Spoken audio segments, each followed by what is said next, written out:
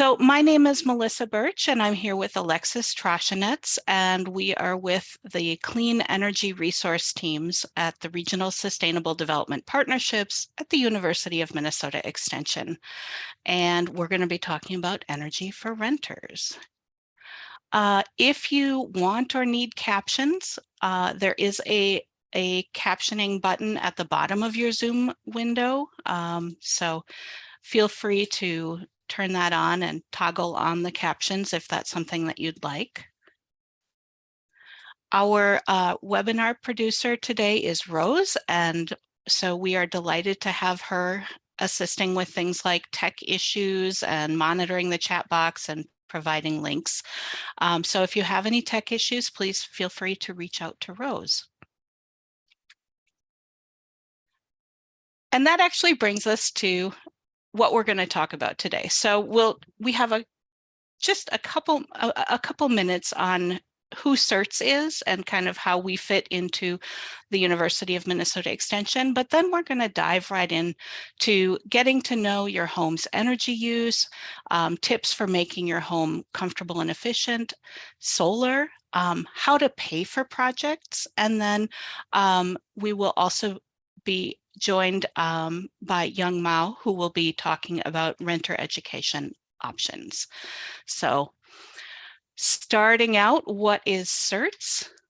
So we are a statewide partnership that includes the University of Minnesota Extension. We're established in state statute to help Minnesotans build clean energy. So connect people to resources to do energy efficiency, renewable energy, or electric vehicle projects in their homes, in their organizations, in local governments. Like, you know, if you're interested in doing clean energy, we'd love to hear from you and see if we can't get you connected up with some resources for that. Our statewide office is based at the University of Minnesota Extension, Regional Sustainable Development Partnerships, as I said earlier, and we serve as RSDP's energy program. So we have staff in 7 regions around the state. I'm located up in Hackensack, and then we have some statewide staff who are located on the University of Minnesota St. Paul campus.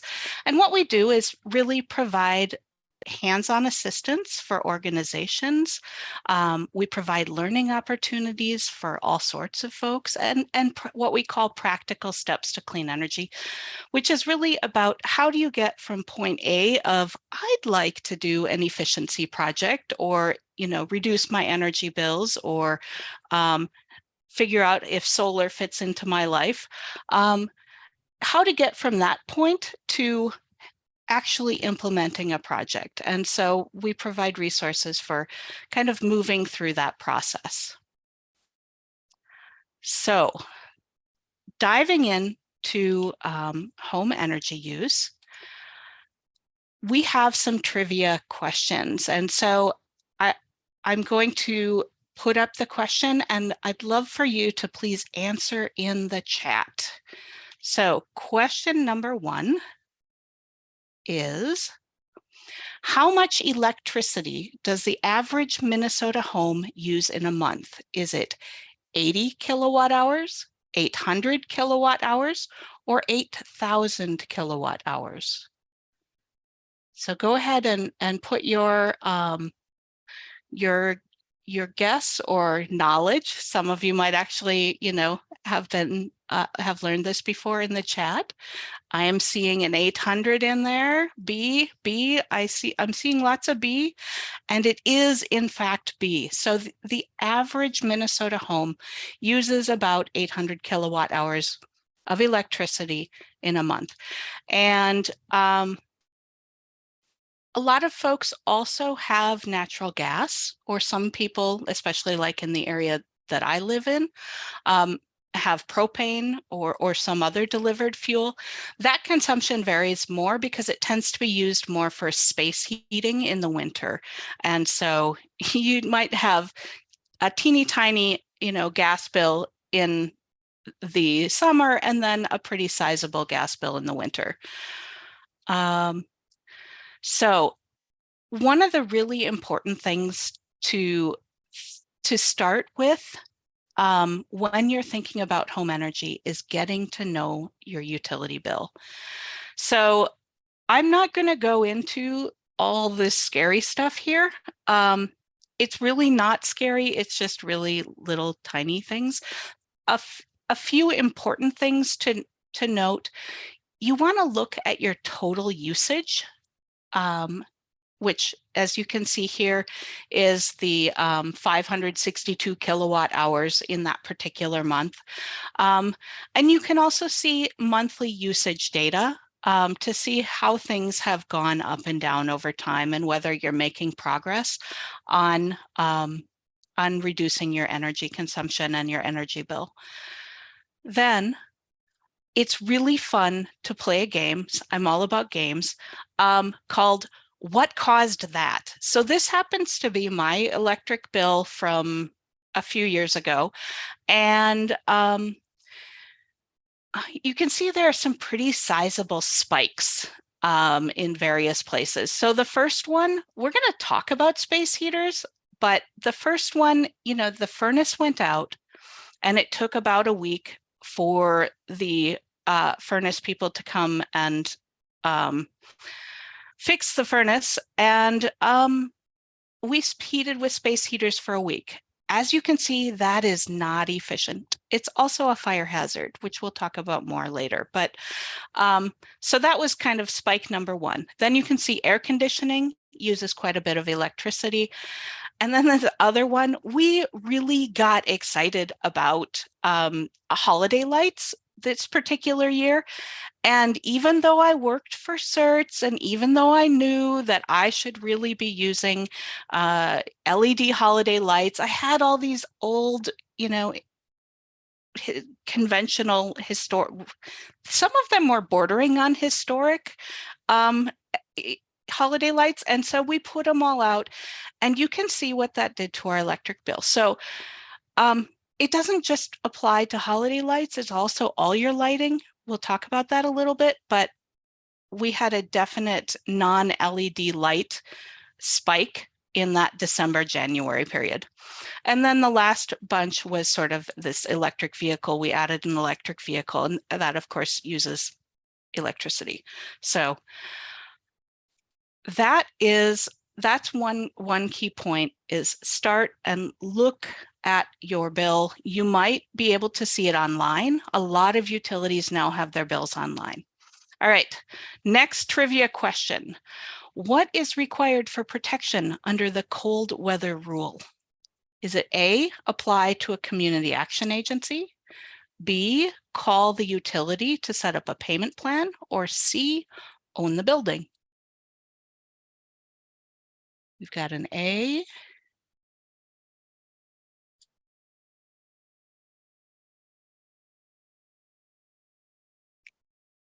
Well, let's take a look.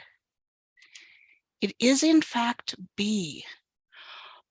For the cold weather rule, so let's actually talk about what the cold weather rule is. So it's kind of a, little cart before the horse there, but the cold weather rule is what protects utility customers from having their heating service turned off between October 1st and April 30th. Owners and renters are eligible. The electricity or gas has to be the primary heat source, and the utility account has to be in your name. But what you need to do is actually contact your utility. And what you'll do is have a conversation with them, come up with a payment plan that is reasonable for your household, and stick to that payment plan that you work out with your utility. And then that is how you get protection under Minnesota's cold weather rule. So it's very important, if at any point you're having trouble paying your utilities, to be sure to contact your utility. Sometimes, people get a little intimidated, and I get that, but usually they're nice people on the other end of the phone, and it's very important to contact them if you're having trouble making payments.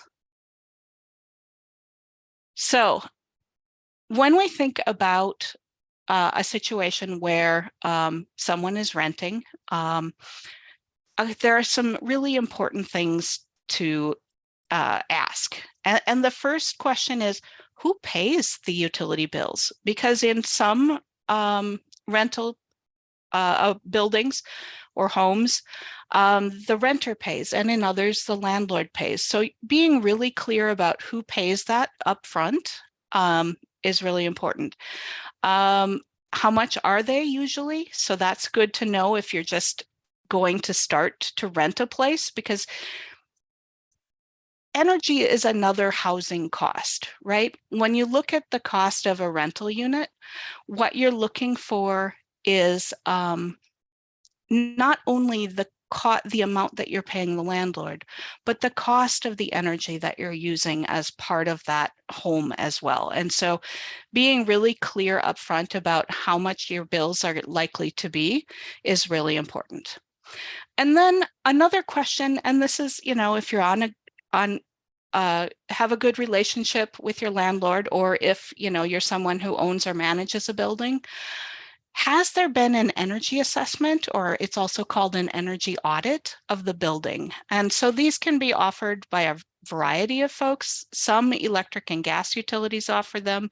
Another option for some multifamily is Minnesota RETAP.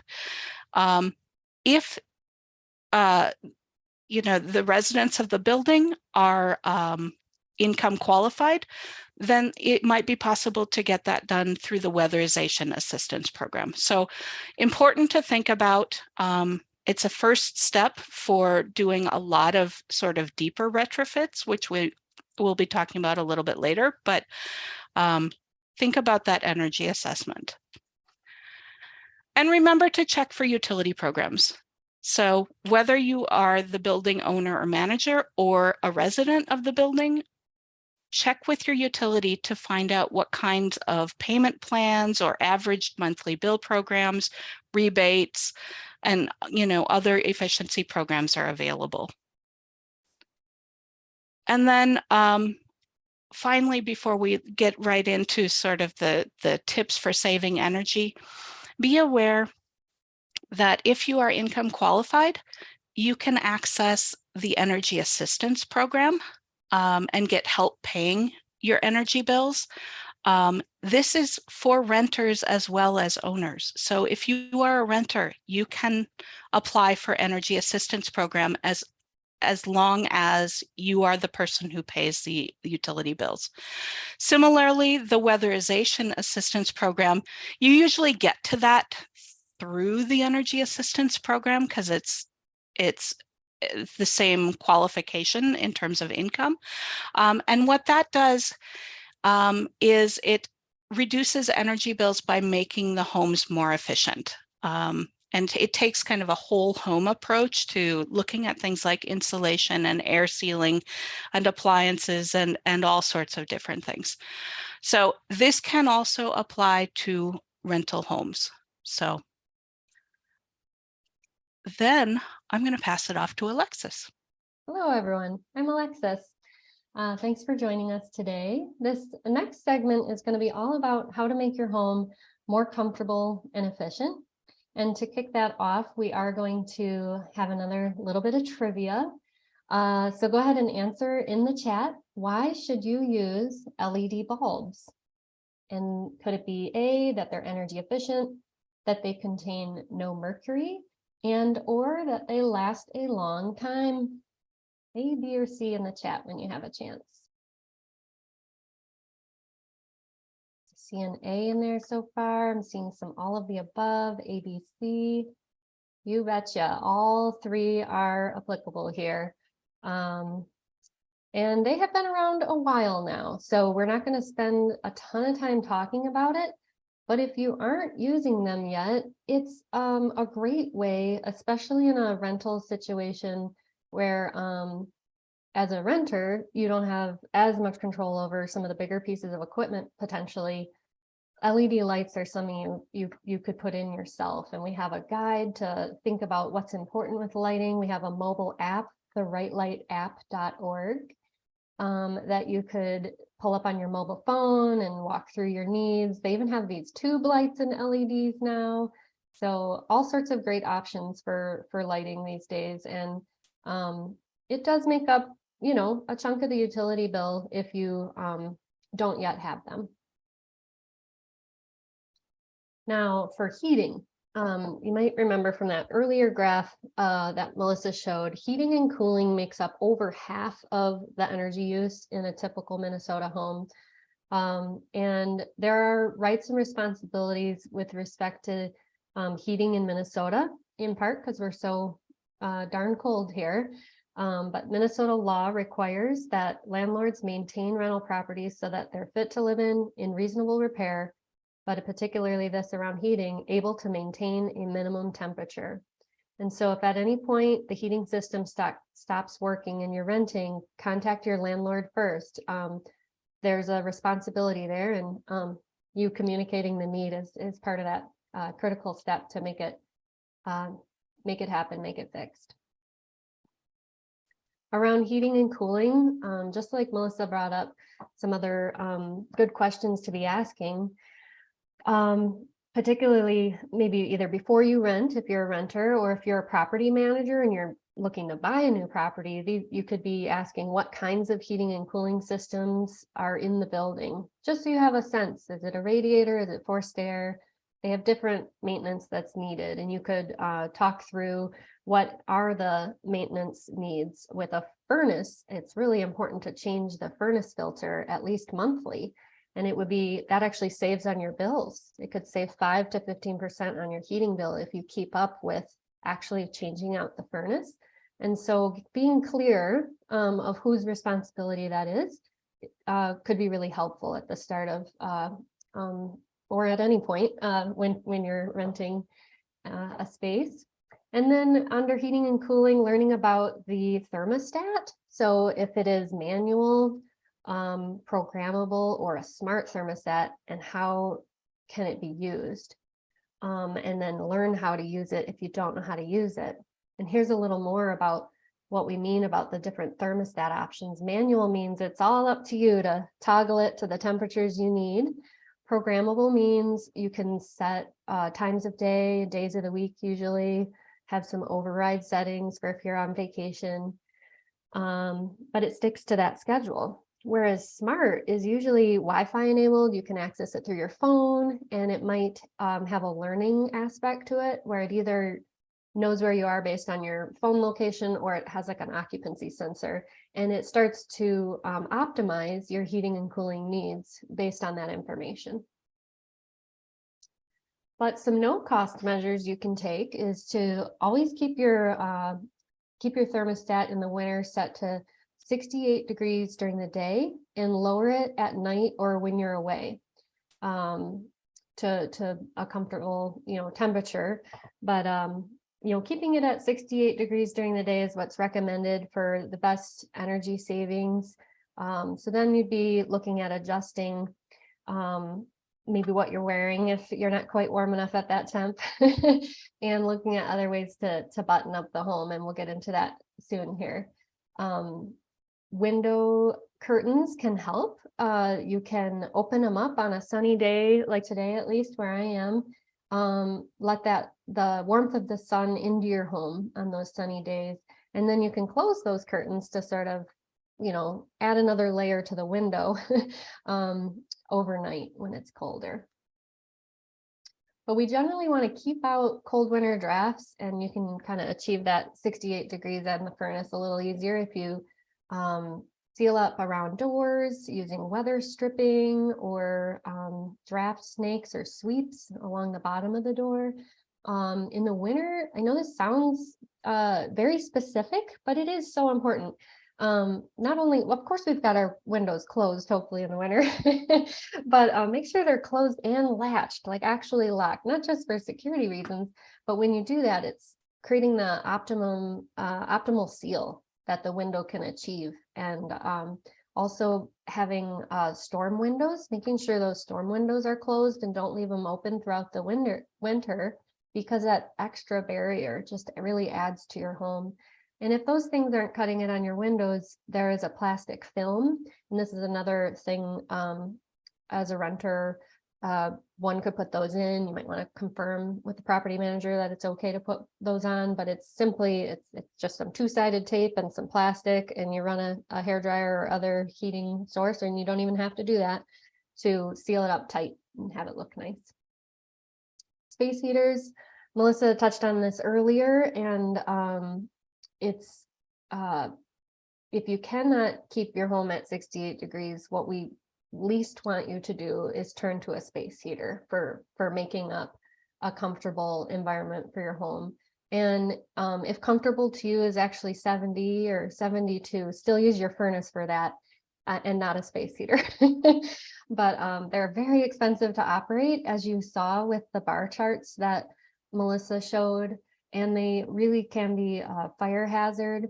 And so if you can't keep your home warm enough due to its you know, it's construction or other factors other than the heating system, or even if it is just the heating system, be sure to be in touch with your landlord first, and your utility or weatherization assistance program to figure out how to make improvements so that it's comfortable and livable. Now, we're still in kind of the deep of winter right now, but we still felt we needed to bring up air conditioning just because we might not get to talk to you before summer. And so with air conditioning, they do cool and dehumidify, which is helpful. They should be properly sized, and this can be for both the kind that maybe is trying to cool an entire, you know, duplex, triplex, or you know, more multi-unit building, but also for room ACs. Even those come with, you know, some sizing to them. And as a renter, you may turn to getting your own room AC to add to your home. So keep that in mind. And it's similar to the furnace. It's very important to keep those filters clean. So it's usually this plastic one behind that grill there that you pull out and you can brush it off or give it a rinse off and let it dry. And then there's fins on the other side, on the outside of a room AC, that you can wipe off or brush off or spray off with a garden hose and let them dry. And with regular, like large units outside, you can use a hose on those fins as well, the outdoor units.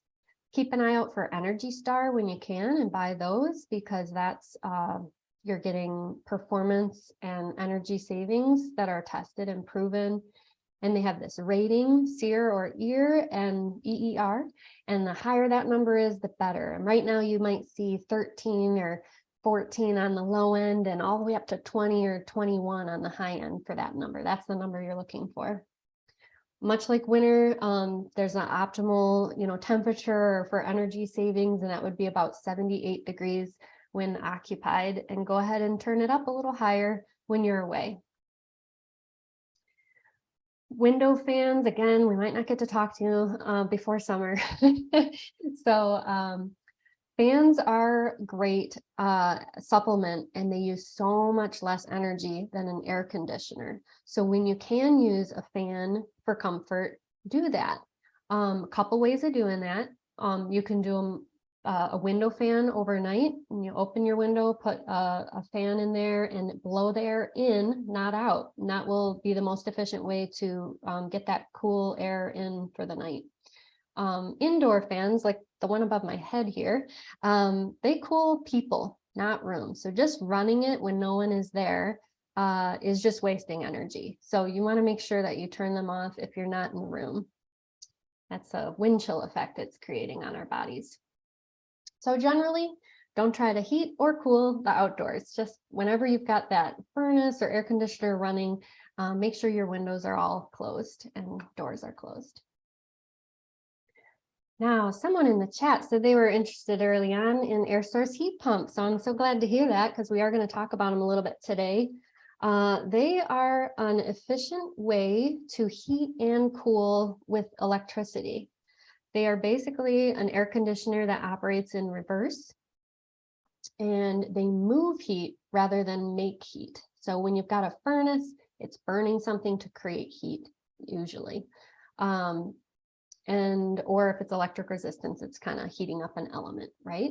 In this case, we're using compressors and other technology like that to capture the heat from the outdoor air. Even in our cold Minnesota winters, there's still heat to capture from outdoor air, believe it or not. And then it's able to move that heat indoors through an air handler and a heat exchanger system, okay? And the reason we're turning to this technology is it takes far less energy to move heat around than to create it. And it's like 3 times more efficient than conventional heating systems. So we're able to get 3 units of heat for every unit of electricity we're putting into these systems. It's very exciting. And we're looking to them more and more as heating systems are being replaced, or air conditioning systems are being replaced or included, to consider air source heat pumps. And it's important for us to think about this because, again, we're in Minnesota and there's about 2,000 hours of heating and 300 hours of cooling. And so the decisions we make for heating are very important. It's making the most economic sense in homes that are heated with electric resistance or propane.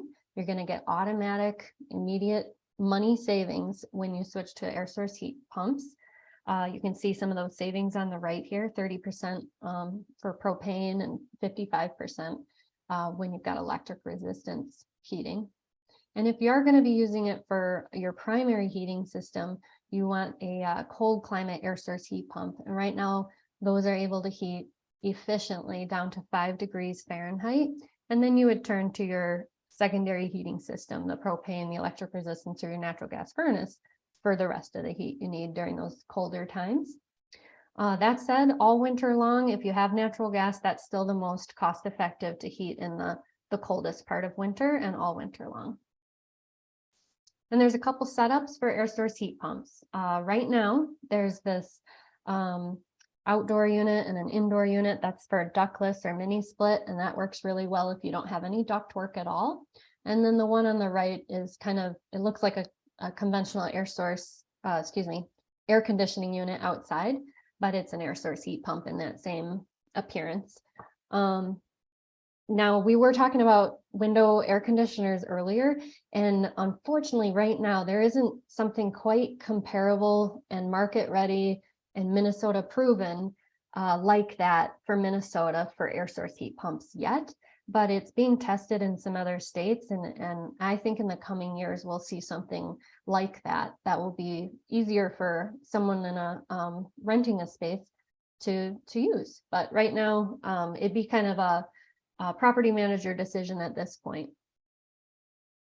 And these are some of the benefits you can see from air source heat pumps. You get that dehumidification again, just like air conditioning, really quiet operation. There's tons of incentives going towards air source heat pumps right now too. Now, switching gears back to some other things other than heating and cooling, but I wanted to spend some time on it because it is the biggest energy user in your home. Second biggest energy user are appliances, particularly the refrigerators.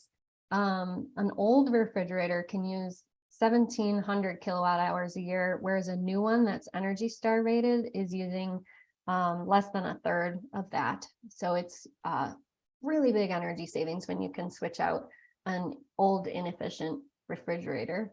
And some of those programs that Melissa was talking about earlier, the weatherization assistance program, they look at appliance change out too. So that's a really important program to tap into if the renters in this space are income eligible. These are opportunities to get updated equipment into the space. Water heating. So that's, along with appliances, the way we heat our water to take showers, wash dishes, run laundry is another big energy user. And some ways that you can save on that energy is using cold water to wash clothes. It works pretty darn good, and it'll help your clothes last longer. Make sure you're running only full loads when you are running a warm clothes wash and when you're running the dishwasher, just making the most out of that energy being used. And then you can take shorter showers. And then also with showers and faucets in the home, you can think about whether or not the equipment on there is WaterSense certified, or just a lower flow shower head or a high efficient shower head. So that means similar to Energy Star, this WaterSense, it's been tested for performance. That's why it's important. You don't want, you hear low flow shower head and you're like, oh, that doesn't sound fun or comfortable. But WaterSense means you're going to get the same performance. You're going to get a good shower still, and you'd be using less water, which means you're using less heated water and less energy. And that's how that all shakes out. And then our water heaters, sometimes they're just set way too high.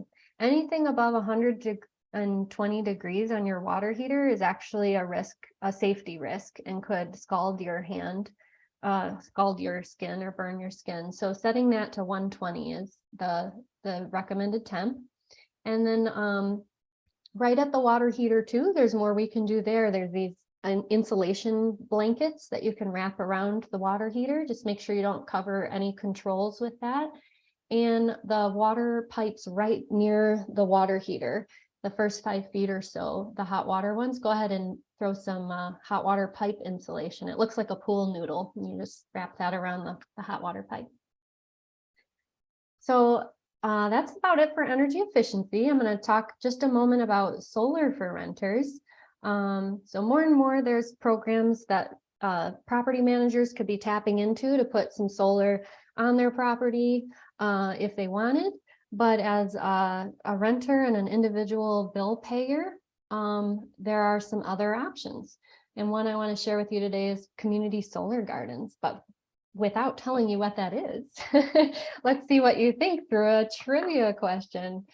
So what is a community solar garden? In the chat, go ahead and let us know, A, B, or C.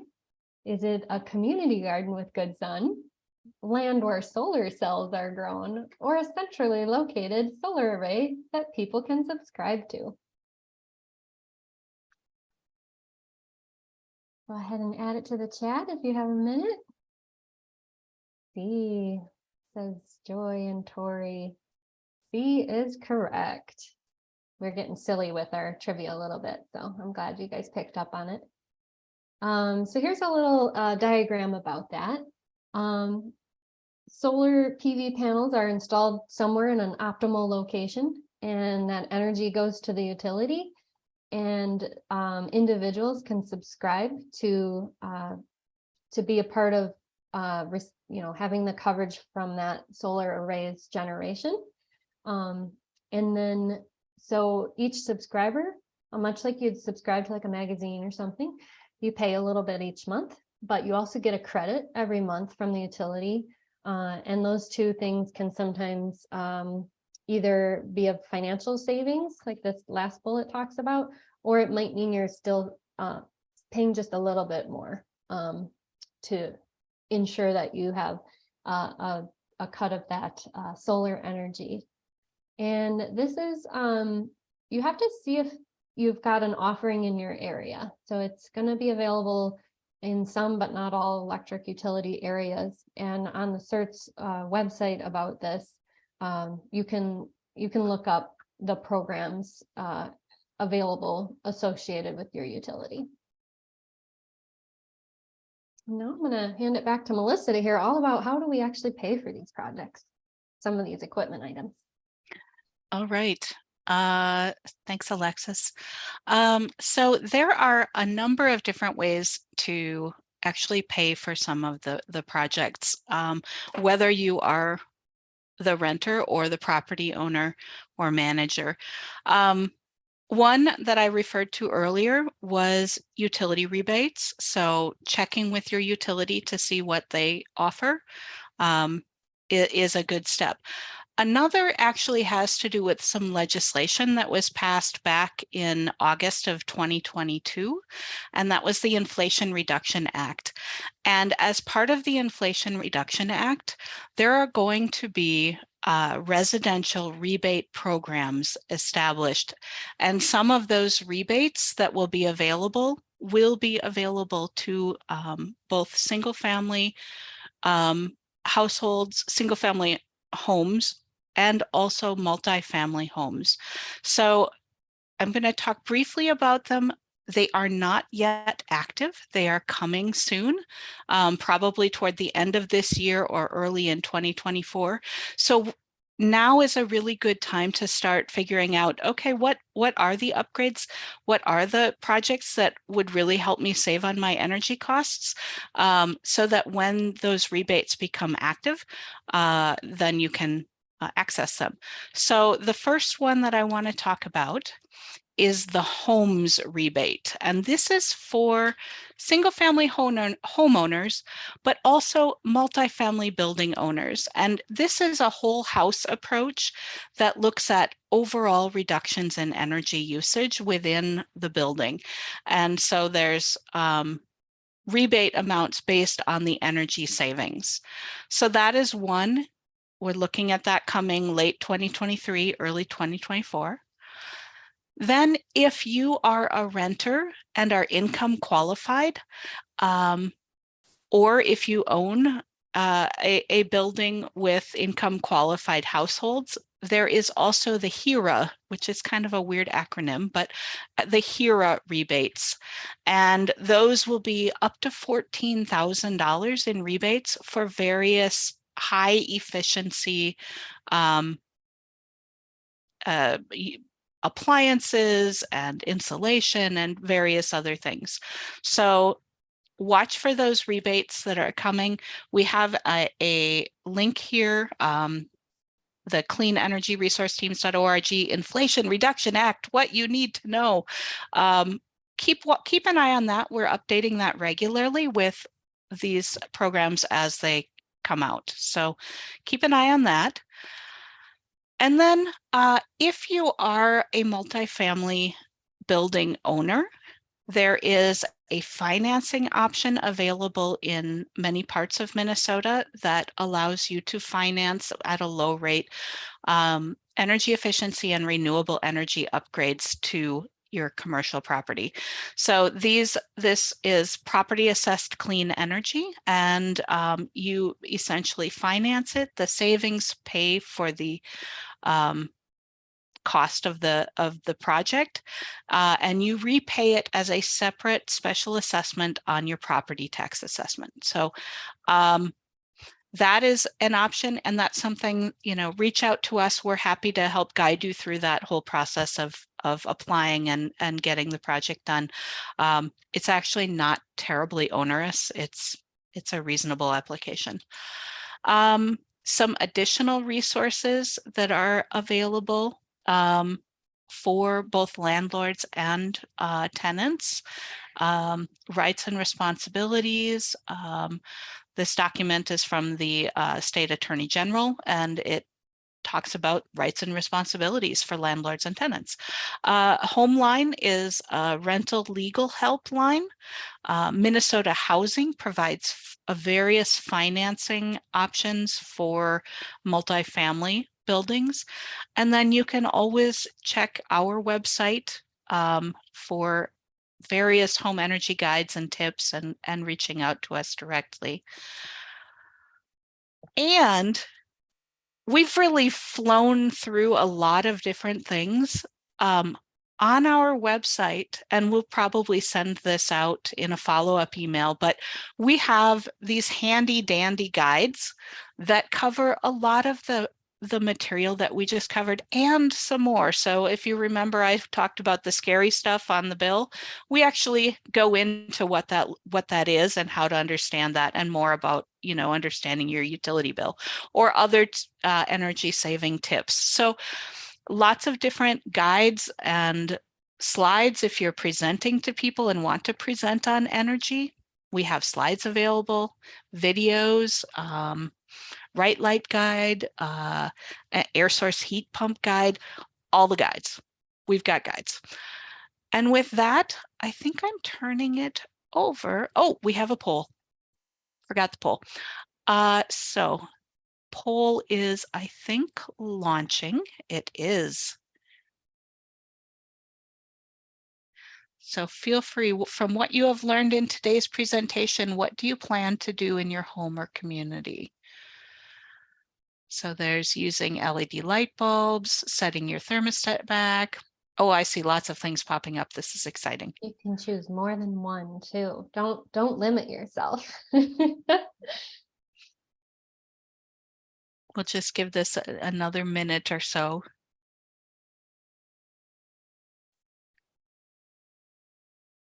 Lots of fun things coming up here.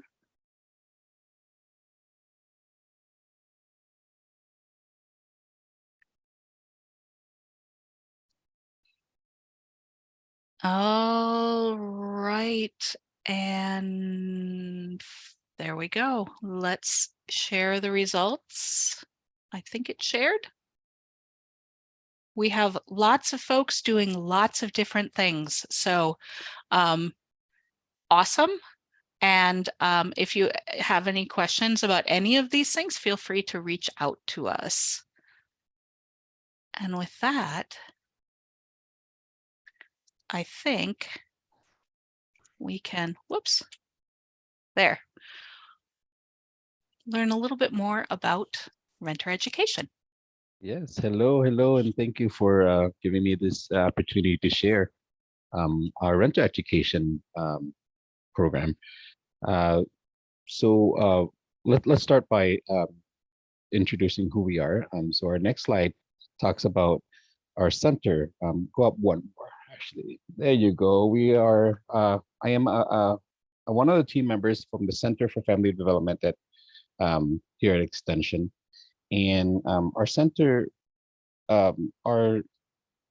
We have a variety of programs from renting to finances to parenting to mental health. So it's a focus on well-being within the family, right? So we are family centered. So families at our work, we at the heart of our work, we work with our community, we listen to our community to learn and then we respond. So we when we work with community, we let the community lead, which should be the model, and it's the most efficient. And we like to build authentic relationship, right? So we want to be here with the community and members in the long term, and we view them as families. And so our programs are built with that in mind. So Alexis, may I ask if you can go to the next slide for us here? And so RentWise is one of the many programs that we have, and is a useful teaching tools, and it is for individuals who are low income, who need to build credits and rental history, who are new to the country, who are new to the to rental living or independent living. So we cover just a lot of what is renting, what goes into renting, what do you need to know, what do you need to keep in mind, and how do you advocate for yourself, right? And you can use the curriculum with one-on-one or group. So it's both, right? So here are some of the topics that we cover. Gather information to compare housing, rental housing, identify changes, and wants in rental housing, practice finance tasks related to housing. So making sure that you are able to pay for rent and anything else that you need. So that finance aspect is really important. And recognize the components of a lease agreement. Make sure you read all those fine prints. It looks scary. It's not really, but it is important though, because you will be held responsible for those after you after you sign it. Practice positive communication skill, identify methods to keep the rental housing clean and safe, and then explain proper procedure to end tenancy and avoid eviction, right? So not only that, when you rent a property, not only that you need to,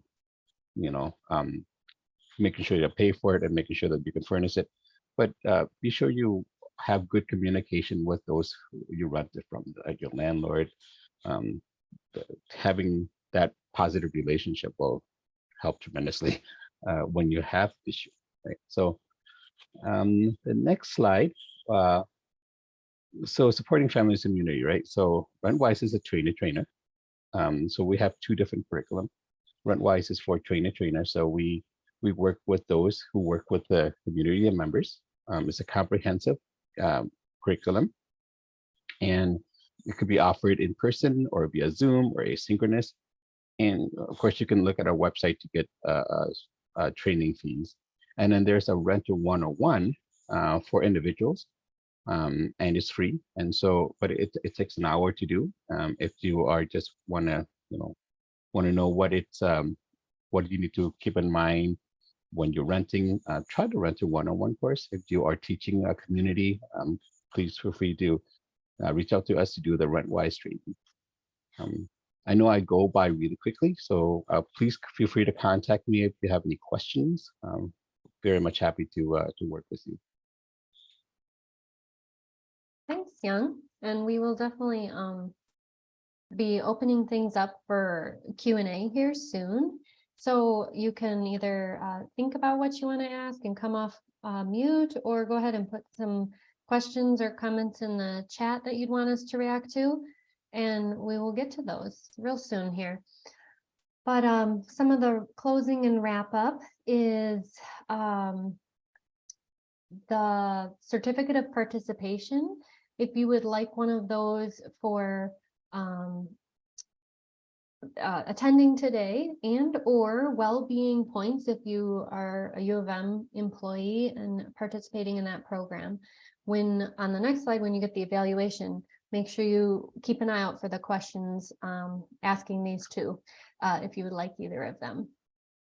And with that, there is a very short, pretty easy end of the webinar evaluation. That's we're going to share the link Rose just did in the chat, and if you can just please let us know how we did, how we could improve, that would be great to hear. And then in about 30 days, we'll have another at the end of the series, so really kind of much later this spring, April-ish, I think you'll get another survey following up on this topic in general. There are so many webinars for you to learn if you would like between now and April. It's 8 different topical groups here with 38 webinars.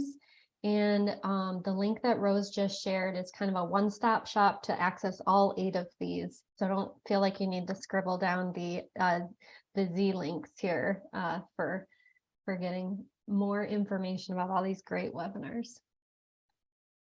And now we will entertain questions and comments. And I think I'll start with some that I'm seeing in the chat here. One was about a natural gas boiler radiator heating, and a technician instructed this person to leave the thermostat at the same temp instead of adjusting it, because it takes a lot of energy to heat the water back up. My advice on that is, yes, it takes energy to heat it up no matter what, whether it's reheating it just a little bit all the time or heating it a lot to recover from a lower temperature. I think what is to keep in mind with boiler systems, and yes, the comment earlier of just, set it back a few degrees anytime you're away or overnight, should be treated just a teensy bit different for boilers, and that's because of the lag time. So a furnace, forced air furnace, is kind of getting that heat into the space rather immediately. It might take a half hour or something to recover that heat need, but a boiler, and now it needs to heat up the water first, and then it needs to send it through the distribution system, and then that needs to radiate out into the rooms. It's a little, there's a lag to it. And so all you have to do is take that into account. And so if you're only going to be gone a couple hours, maybe don't do a setback on a radiator system.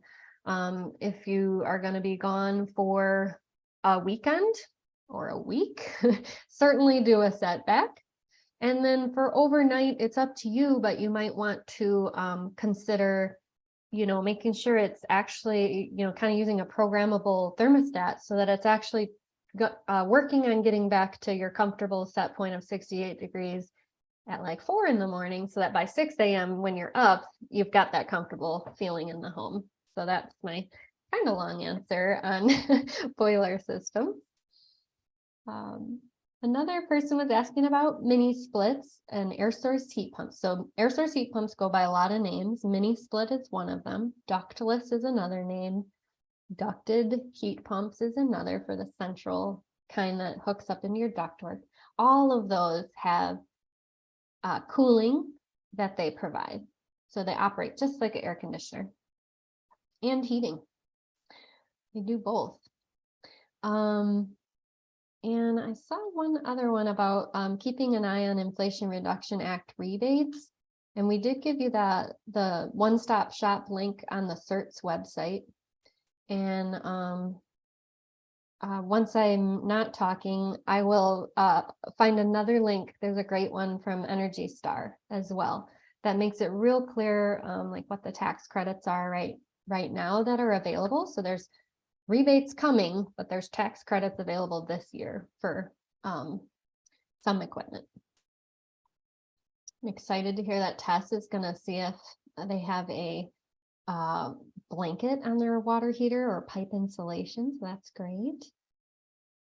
And Thor, you were asking about, are we seeing commercial applications to air source heat pumps?